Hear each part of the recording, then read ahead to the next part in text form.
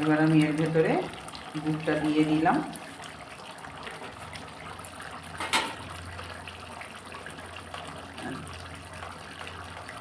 Bit নুনটা দেওয়া আছে, ওই যে আমি অল্প একটু নুন দিলাম।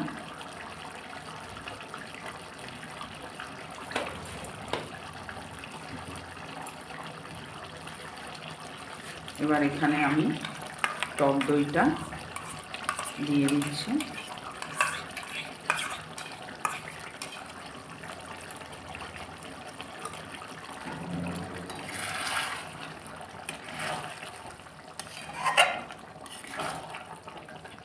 খুবই ভালো, টুকটাক এই উপকরণগুলো প্রত্যেকের বাড়িতেই থাকে, খুব চটজলদি হয়েও যায়।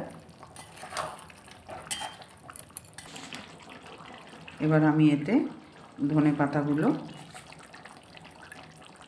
দিয়ে নিচ্ছি।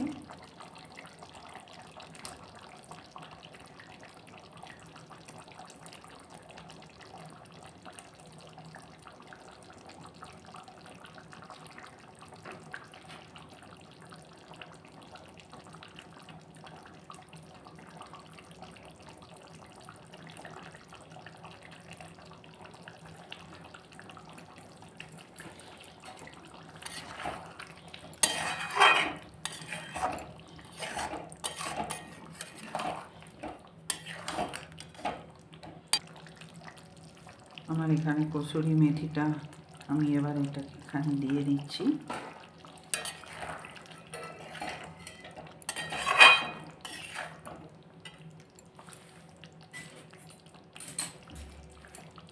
আর যে ফ্রেশ ক্রিমটা ছিল সেটা এবার এতে আমি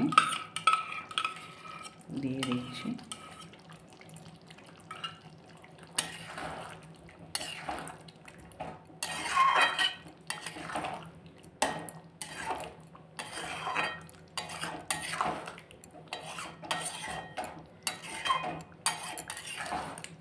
আমার এখানে সোনালি আলুর রাজদম তৈরি হয়ে গেছে।